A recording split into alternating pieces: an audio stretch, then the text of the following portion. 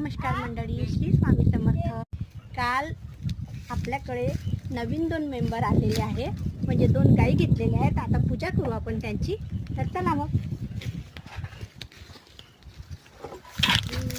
गाय नवीन असल्यामुळे नाही का तिची भीती वाटते, म्हणून भीत मी तिला कुंकू लावलं आणि आधी पोळी चारली।